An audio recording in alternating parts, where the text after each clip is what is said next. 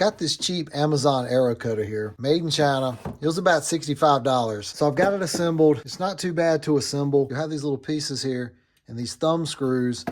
And basically, you just insert these little nuts here into this track and tighten them down. It's pretty simple. It's not too big of a deal. The back one here, that's just your back marker for the length of your arrow. And then when you want to cut, you just take the end of your arrow, put it in this little rest here, put it up there, and just kind of hold it down with your fingers and rotate it. I'll show actually cutting some arrows here in a minute. Let's see how well it cuts. Pros, cons, limitations, things like that. All right, let's get some arrows and start cutting. I'm going to cut these down. Let's get started.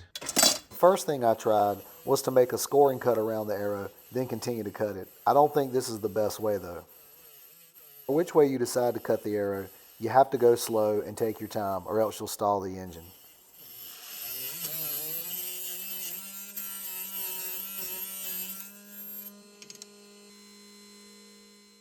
To me, this second technique proved more effective. Just make a slow plunge cut, let the cutter go all the way into the arrow, then slowly rotate the arrow as it cuts.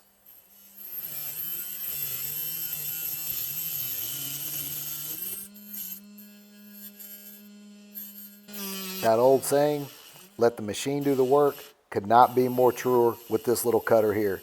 You have to go slow and let it do the cutting.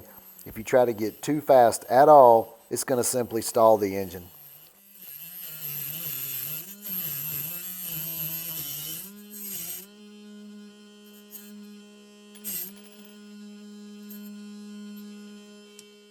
But when you go slow and let it do the work, it'll actually make a really nice cut on your arrow.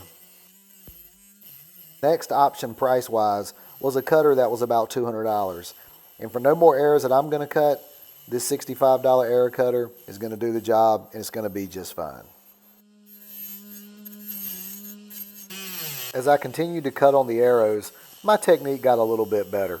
I realized a nice slow plunge cut, then just rotate the arrow is about as good as you're going to get off this little machine here. Before I bought it, I read the Amazon reviews, and basically what the consensus is if you're just going to cut a few arrows here or there, this thing's going to work and do the job that you need it to do. But if you're expecting it to do production type cutting, it's simply not heavy duty enough. It's going to take way too much time to do that.